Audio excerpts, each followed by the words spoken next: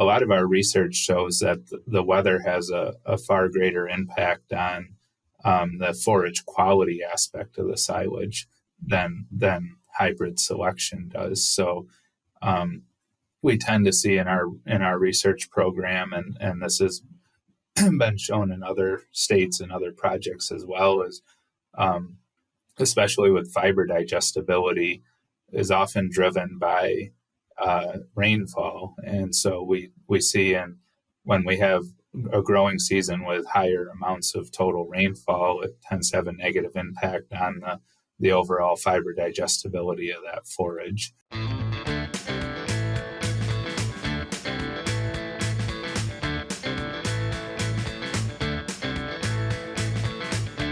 Welcome to the Crop Science Podcast Show by Wisenetics. I'm your host, Leo Bastos, Assistant Professor in Integrative Precision Agriculture at the University of Georgia. Today, we welcome our guest, Joe Lawrence. He is a Senior Extension Associate in Dairy Forage Systems Management at the Cornell University Pro Dairy Program. Joe, welcome to the Crop Science Podcast Show. I'm really excited to have you here with us today. And to kick things off, I want to ask if you could share with us a little bit about your story and your path to where you are today. Yeah, thank you very much. Appreciate the opportunity to be here. And so I basically New York, born and raised in the northern part of the state. I grew up on a small dairy farm right along the Canadian border, and went to college for field crops agronomy related work, and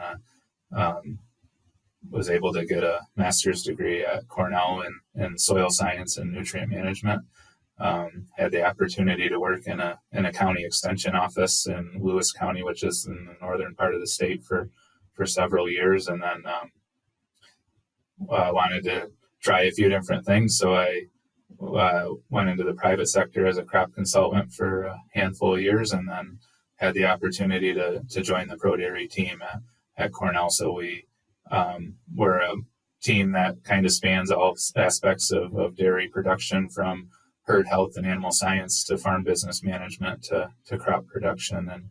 And so I've been in this role for 8 or 9 years now, and get to focus on forage management. And I kind of describe it as being trying to make the connection between the growing of the crop and the feeding of the crop. So spend a lot of time on some agronomy practices and harvest management of mostly corn silage and hay crop silages for kind of optimizing forage quality and ultimately getting a good quality product in front of the dairy cow.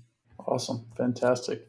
That's really amazing. Like having all this experience with growers and producers from different perspectives, right? So both from the private sector, and after that through the university system, it's something really, really impressive. So you talked about being part of the Pro Dairy program, and you talked a little bit about it. Could you provide us a little bit more information about that program specifically, and perhaps what impact has this program had in dairy producers in New York State? It's kind of a cool setup. So we're funded by New York State and kind of administered through Cornell University, and so we have the opportunity. It's an extension-focused program, but we do some applied research as well. So most of my colleagues on the team have a heavy extension appointment with a small percentage of applied research, and we get the opportunity to work kind of across the industry in terms of these are statewide positions. So some of our time is spent supporting the local cooperative extension offices and allied industries. Fair amount of work with dairy nutritionists and private sector crop consultants and agronomy input suppliers, and then do still get some opportunities to work one-on-one with farms as needed. So it's kind of a cool mix there. And the Pro Dairy program's been around for over 30 years in this format, and it's really been an opportunity to kind of make that connection and provide further support to the state, connecting the research going on campus to the county-based extension system, and then to our stakeholders, the farmers. Nice. No, that's really really fantastic. I mean, over 30 years. That's an impressive program. Nice. So you were saying earlier that you one of the focuses that you work on is with silage, right? So corn and hay silage. Can you tell us more about that, and how much of an option is that for producers, and especially if they're going for that, especially corn silage option? What are some of the things they're considering, and perhaps including what types of hybrids they're selecting for that purpose? If you can talk a little bit about that. In New York State and a lot of the Northeast and Upper Midwest, where we have rain-fed, cropping systems and a lot of dairy farms, obviously silage is a big component of the diet. So we predominantly, in New York, our dairies are feeding a heavier corn silage based diet with some hay crop silage in it as well. And so it's really a critical component to the feeding programs. And a lot of the work I have the opportunity to focus on is around corn silage management. I help conduct the hybrid evaluation program where companies in the industry submit hybrids each year for a third party evaluation of hybrids. And it's been really interesting. I mean, as I mentioned before, I came at this kind of more from the agronomic side, though I've tried to learn what I can about animal nutrition. But we tend to focus with hybrid selection. I always come back to just the basic tenets of agronomy. Is this a good, robust hybrid for our growing conditions? Does it have the pest management traits that we're looking for? Whether that's naturally bred intolerances to different diseases and stuff, or if we're talking about genetically engineered pest management traits to fit the system. And the reason I say I focus in on that, just as we would with any corn selection, is a lot of our research shows that the weather has a far greater impact on the forage quality aspect of the silage than hybrid selection does. So we tend to see in our research program, and this has been shown in other states and other projects as well, is especially with fiber digestibility, is often driven by rainfall. And so we see when we have a growing season with higher amounts of total rainfall, it tends to have a negative impact on the overall fiber digestibility of that forage. And on the other side, if we have a drier year, even a droughty year, we'll have really high fiber digestibility of our conventional corn hybrids. So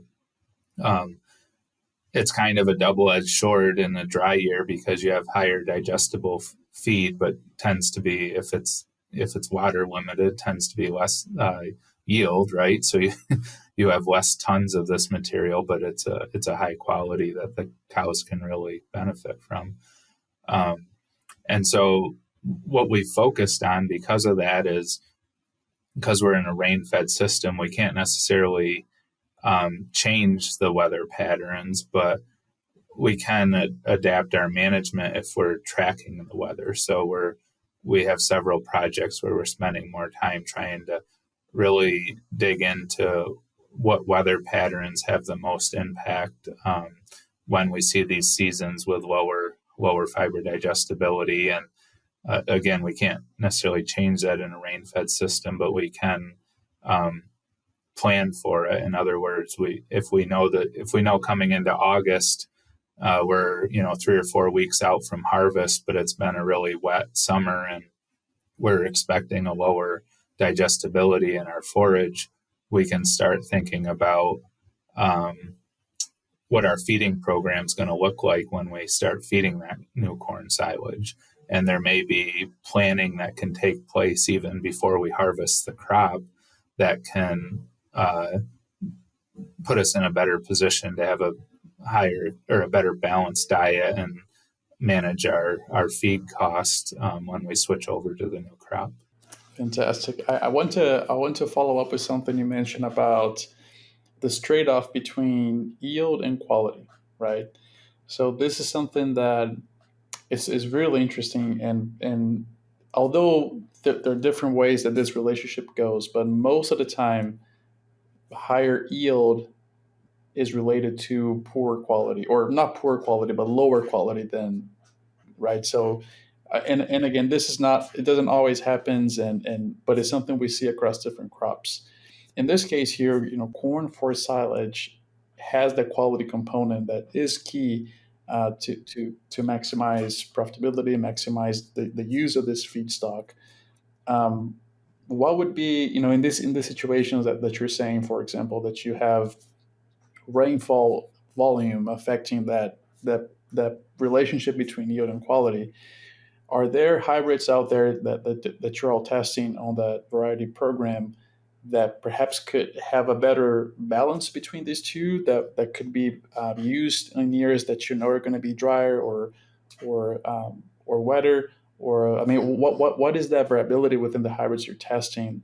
Could one of the options that a grower has is actually to choose a hybrid that would counterbalance whatever effect is coming from the weather that is foreseen to happen? Unfortunately, we don't find a lot of differences there. So there's the BMR, the brown midrib corn hybrids, which certainly have a better digestibility. I mean, that's been well documented. But within the non BMR lineup of hybrids, we just don't. We, at least in our trials, we don't pick up those differences now. There's some efforts by different corn breeding programs to introduce some, this changing the stature of the plant, a bigger, leafier plant versus a shorter statured one and stuff. But there can be small differences within the fiber component, but it just again, the growing season tends to have a bigger influence. So one study we did, we looked at the same group of hybrids across 7 or 8 locations in New York, Vermont, and Pennsylvania over 2 growing seasons. And there were, when we look at, say, the 30-hour digestibility of the NDF, so a measure of the fiber digestibility in the plant, there might be a 1.5 or 2 point difference in that 30-hour digestibility value when you looked at the different hybrids at that location. But then when you took those same hybrids and compared them across different locations, the location effect was there was a 6 to 8 point difference in that 30-hour digestibility value based on location and growing environment versus the 1.5 or 2 point difference within a location. So there's small differences, that growers can, maybe focus in on that might provide us a little benefit, but it's not going to have as big of an impact as the season. And so, honestly, this may sound like a bit of a non-answer, but I really encourage producers to just go back to the seed companies, because even within our trials, seed companies are only submitting a small percentage of the hybrids they have in their portfolio. So I think I look at our public trials that we do as a good overview of what the season produced, a good kind of barometer of the type of quality we should have expected for that season. And then I encourage growers to go back to the seed supplier and ask for that same data across their whole portfolio, and really challenge the seed suppliers and dig into the data and see how that matches up to what we find in our public trials and what we should expect out of that growing season. So something that is really interesting of what you mentioned is that so we have this effect, this variability effect coming from the weather, especially on rain-fed systems like the ones you're describing. So you have weather, which for the most part is very uncertain, right? Especially if you try to forecast in longer time frames. So we have this uncertainty, this source of variability that is difficult to know what's going to happen, yet has such an important impact both on yield and quality. Um, so with that in mind, how can a dairy or producers um, plan for that, or at least try to plan for that, and make sure that they are net positive when it comes to grain that they're using to feed their dairy? Like, what is an approach they can take here to be better prepared for these situations? When we think about what's important to the kind of ultimately that we have high quality forages reach the cow, right? Whether it's our hay crop silage or corn silage, there's certain things we can manage. I mean, we know that it's critical to get corn silage and to a whole plant dry matter around 35% plus or minus a few points, but that's striking the right balance of yield and dry down, and as well, kernel development to get the starch content in the kernels, and striking that right balance for a high quality silage that also will ferment well in the silo. And with our hay crop silage, as you mentioned, there's this trade off of yield and quality is in a lot of our crops, and so keeping a tight cutting schedule on our hay crops, and again balancing out yield and quality, maybe taking a little less yield to achieve a higher quality. Another one with the corn silage is if we do have one of those higher rainfall years where we expect the digestibility of the plant to be lower, but we're looking at abundant yields. It's worth thinking about the height that you chop the silage at. There was a lot of research done 20, 30 years ago on chop height, and the trade-off, again, you're leaving some of that lower stalk in the field, so you're losing a little bit of overall yield, but you're improving the quality of that what you do harvest. So now that we understand more how the weather impacts that's one of those choices we might make going into our harvest, is say it's been a really wet year, but we have inventory and we have a good yield. So why don't we raise that chop height by maybe 6 inches or even 12 inches and leave a little bit of that lower stalk in the field and put up a higher quality feed.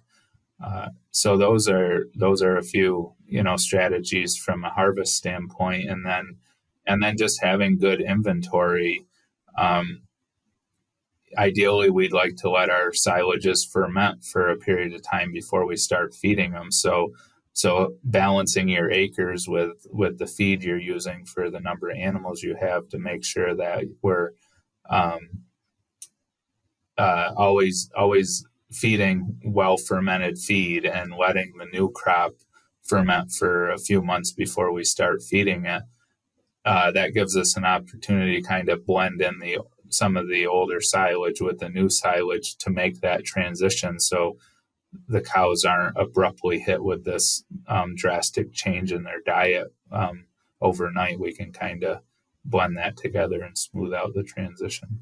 And perhaps a follow up on that is, if you could provide us an idea of how net positive are dairies that you work with in relation to the grain they produce? Like, what proportion of it is grown right there, and how much are they buying from other sources? Yeah, so again, when we talk about the Northeast or similar growing environments and the dairy systems we have, we'd like to see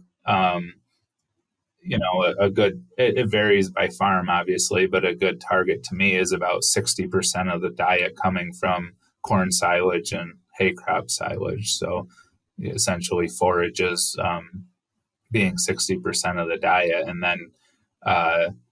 then the rest of it would be some of our concentrates to bring in those other nutrients that the cow needs that aren't being delivered by the forages, right? So maybe some cornmeal or some soybeans or canola and other ingredients like that.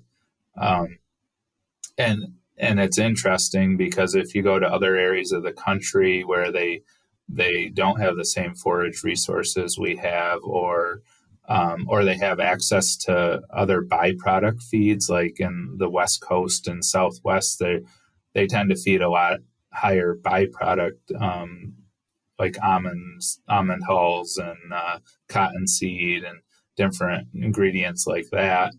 Um, and those diets can work really well too. It's really kind of about what part of the country you're dairying in, and what products you have available to you.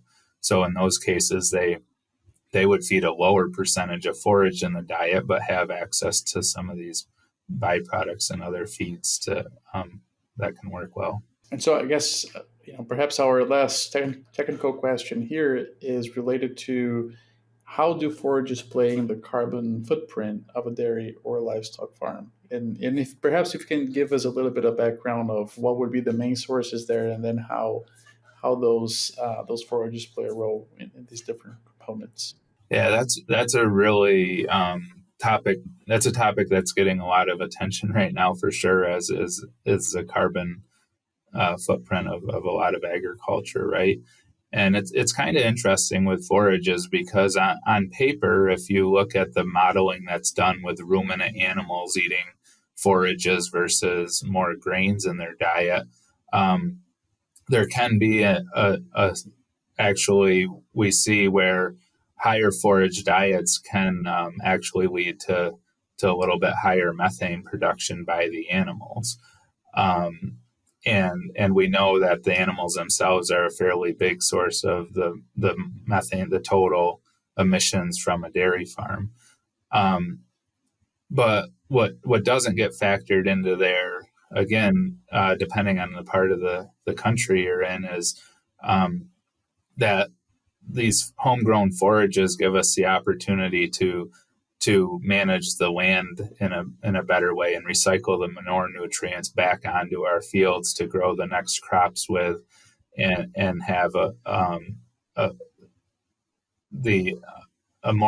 net positive effect on the land that we're using and the whole system. So if we're just to, we see some of these stories about methane from cows and stuff, and if we just focus in on that, then you could go down this path where what kind of erroneously thinking that, well, maybe if we feed less forages, that's actually better. But if we take the whole farm as a system and look at how we recycle nutrients around the farm, how those feeds are being grown right there on the farm versus being trucked in from other areas, and look at it as a systems approach, it as a net benefit to these dairy systems. So it's an interesting topic. Forages certainly aren't going to be they're not the one key factor that's going to change the carbon footprint of a gallon of milk one way or the other, but they're certainly a big part of just a positive kind of full circle approach to the dairy farm system and managing our entire environmental footprint. Yeah, absolutely. It's all connected, right? And especially in these more cyclic systems where you produce the feedstock right there, and then you feed that to those animals, and then the manure goes back to those same fields. It's more of a closed loop, and yeah, it's just looking at one of those components doesn't give you the whole picture of what's going on. It's time for our famous three. All right, so we're getting towards the end of our episode with our 3 questions that we ask every guest. Before I ask you those, I just want to remind our audience, if you're listening to this episode, I encourage you to like us on social media, to share and subscribe to our podcast. We have many great episodes with amazing guests like Joe. So make sure to make use of that. All right, Joe. So the 3 questions we have for every guest are basically asking for your thoughts on some resources.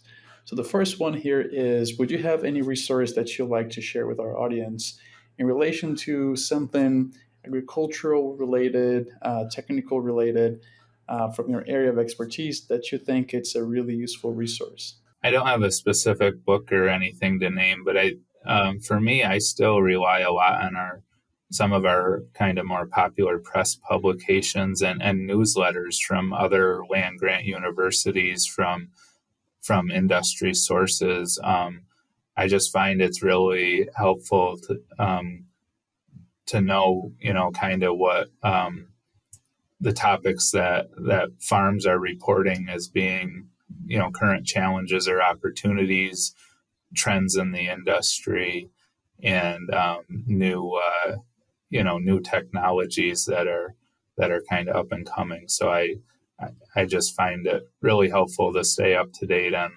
what I'm seeing in some of the other land grant university newsletters and publications and some of our popular press publications. Awesome. Is there any one in specific that you could name, that so we give a direction to whoever's interested? I enjoy, outside of the Cornell system, I enjoy Penn State's.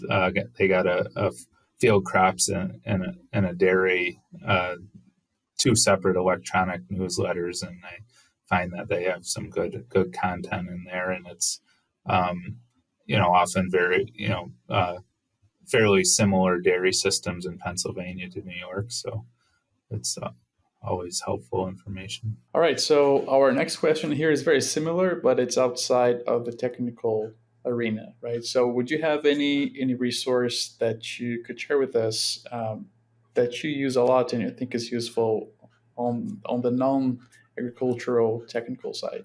Yeah, I guess I would kind of go to the news and even podcasts. I have become kind of my source of news, but I think working in agriculture, there's a lot of things that impact our industry, right?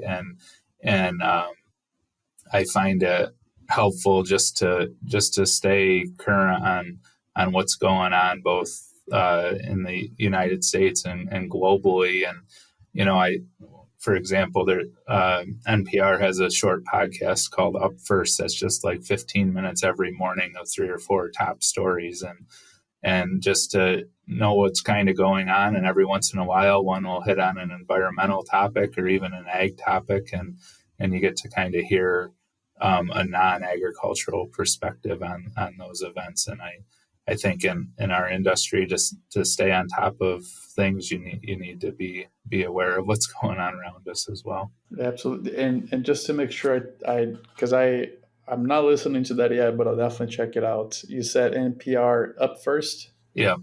Okay, nice. Thanks for sharing that.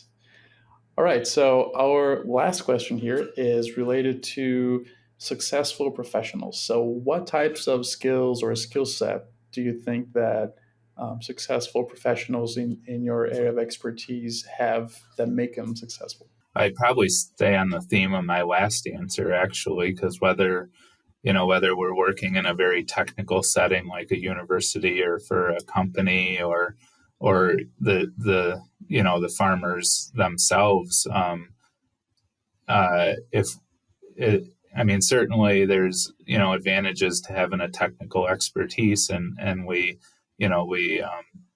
can really dive into topics and understand them, but I find that we also need an awareness of what's going on and how that connects to areas outside of our expertise to be really successful. And I think we see that in the university systems. And the current trend is more multidisciplinary work, right? Where there was a time period where maybe it was more common for people to kind of work in their specialized area and be very focused there. And I think seeing this trend towards multidisciplinary teams and projects is a real benefit to all of us. All right. Well, I think that's a wrap for our episode today. Joe, just want to thank you for being our guest. I learned a lot with you and appreciate your thoughts on dairy systems, talking about Pro Dairy program and also sustainability topics around dairy. So thanks so much for being here with us today. Thanks for having me.